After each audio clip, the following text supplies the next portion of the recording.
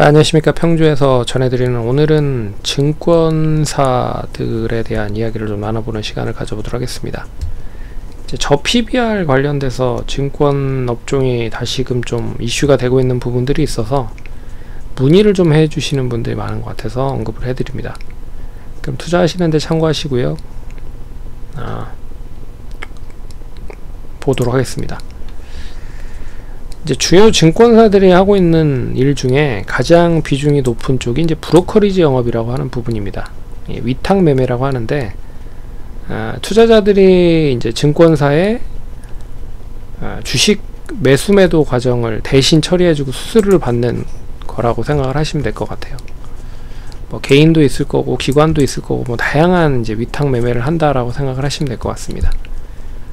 그래서 이게 이제 가장 큰 증권사의 수익 모델이라고 생각을 하시면 될 것 같고요.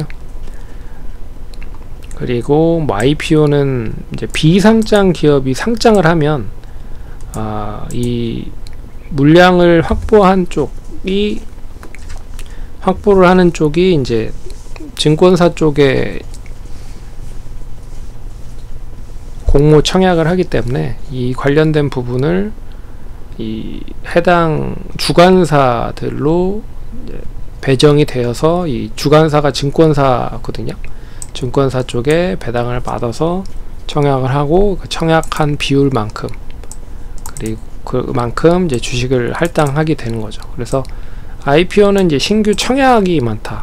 비상장 기업이 상장을 하는 부분들이기 때문에 증권사들이 좀 돈이 되는 부분들이 있고요. 그리고 MMF는 채권입니다. 채권. 거의 채권형 매매로 하고 있는데 이제 수익성은 좀 낮은 상품이고요. IB는 브로커리지보다는 회사채 발행, 증자, 인수합병 등 이제 인베스트먼트 뱅킹이라고 해서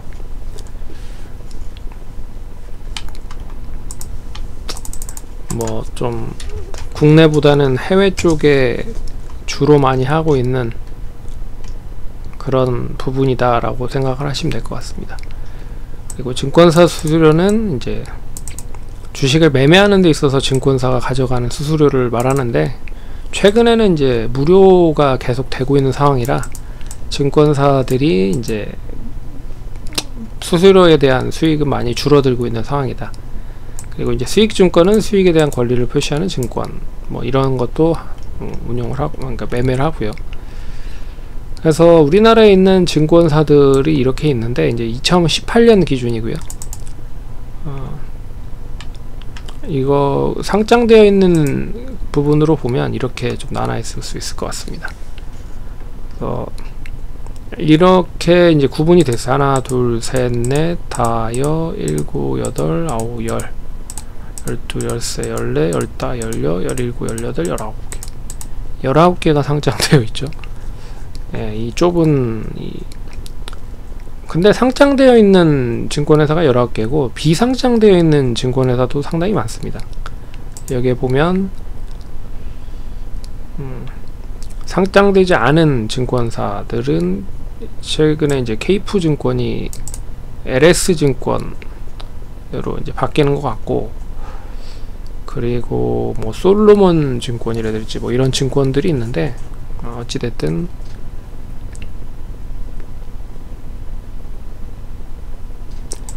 상장되어 있는 증권회사는 이 정도다. 그리고 이 PBR 기준으로 한번 나눠봤어요. PBR 기준으로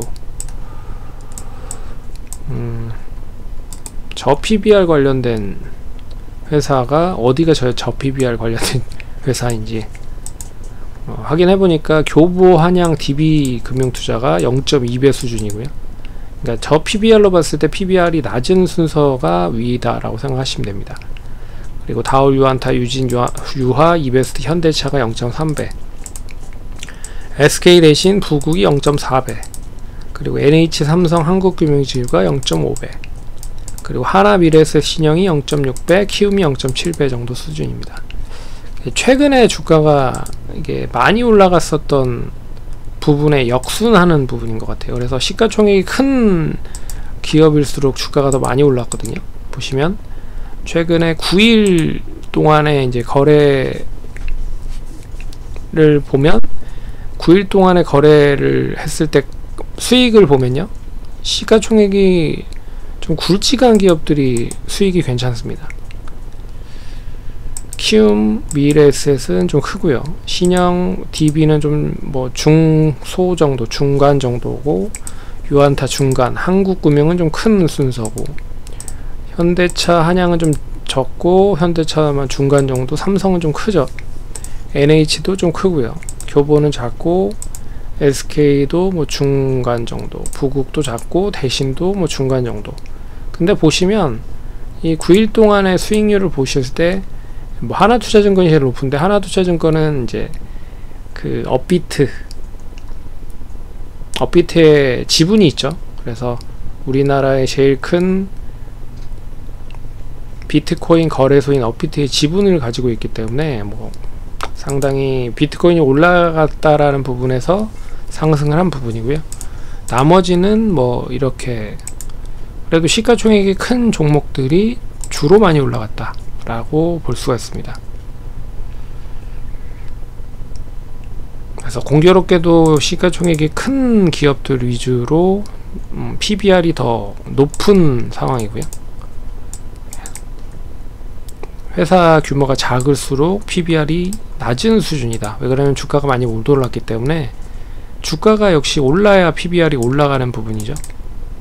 그래서 이런 부분들을 좀 계산을 해 보시고, 그리고 최근에 증권사들에 대한 이제 4분기 수익에 대한 부분을 이제 간접적으로 표시를 해보면, 이제 대형 증권사들이 해외 부동산 평가 손실을 하고, 그리고 PF 쪽에 대한 이제 충당금 적립으로 인해서 실적이 올해 4분기 때 그렇게 좋지는 않을 거다 라고 하고 있는 부분인 것 같습니다. 그래서 대형 증권사들이 이제 PF에 연결이 되면서 미래 같은 경우는 이제 마이너스 57%,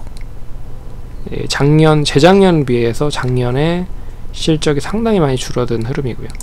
메리츠도 역시나 마이너스 30%, 신한 마이너스 70%, 하나는 무려 마이너스 300%입니다. 적자가 나올 수 있을 거라 보고 있고, 키움도 지금 이제 뭐 여러 가지 이제 구설수에 좀 있는 부분이죠. 근데 마이너스 13%, PF는 그렇게 높진 않았었던 것 같습니다. 어찌됐든 9대 증권사 평균이 마이너스 20%예요. 네, 이렇게 되고 있다. 그러면 이 부분에서 이제 상장한 업체들에 대한 부분을 봤을 때 NH랑 삼성이 가장 뭐 좋은, 그래도 실적을 나름 플러스로 만들면서 2022년부터 2023년까지도 수익이 계속 괜찮은 그런 흐름이 전개될 종목들이다 라고 볼 수가 있습니다. 그래서 삼성, NH, 삼성, 한투 정도가 아마 주가가 좀 빨리 올라갈 수 있는 순서가 아닐까 라고 볼 수 있으니까 참고를 하시면 좋을 것 같고요. 근데 아무래도 이제 증권사 이제 시장 점유율 자체가 이 논아먹는, 우리나라 이제 시장이 이렇게 나눠져 있잖아요. 근데 시장이 여기에서 이렇게 좀 커져야 결국에는 이제 수익도 많이 커질 수밖에 없는 부분인데, 이게 이렇게 쪼그라들면 결국엔 논아먹는 수익 자체가 쪼그라든다라고 보시면 됩니다. 그래서 뭐 예탁금이라든지 여러가지 돈이 이 주식시장 쪽에 많이 있어야 결국에는 이 증권사들도 수익이 많아진다 라고 볼 수가 있기 때문에, 이제 국내는 한정적이다라고 보고 있고요. 이게 이제 해외 쪽으로 얼마나 빨리 가는지가 관건일 것 같다. 그래서 해외는 뭐 증권사들이 그렇게 뭐 해외로 적극적으로 하는 부분은 아닌 것 같아요. 그나마 미래에셋 정도만 좀 해외 쪽으로 나가고 있는 부분인 것 같은데, 해외 쪽에 대한 투자를 많이 하다 보니까 또 PF 쪽과 뭐 이런 쪽이 연결이 되면서 미래에셋이 별로 좋지는 않은 거 흐름인 것 같습니다. 그래서 국내 쪽 경기가 괜찮고 주식시장이 괜찮으면 굵직한 업체들이 역시 수혜를 받을 가능성이 높다라고 보고 있어서 공교롭게도 NH, 삼성, 한국이 0.5배 수준인데 주가는 최근에 뭐 괜찮았다라고 보고 있어서 이 세 종목 정도가 가장 좀 베스트한 흐름이 나올 수 있지 않을까라고 보고 있습니다. 이건 뭐 투자하시는데 참고를 하시면 좋을 것 같고요. 그래서 1위 증권사라기보다는 최근에 이제 키움이 이런 흐름이고요. 근데 이 길게 보면 증권사들의 주가도 거의 바닥 국면에 있는 흐름입니다. 미래에셋도 이렇고 하나도 이렇고, 하나가 좀 최근에 좋은 흐름이죠. 그래서 NH, 삼성, 그리고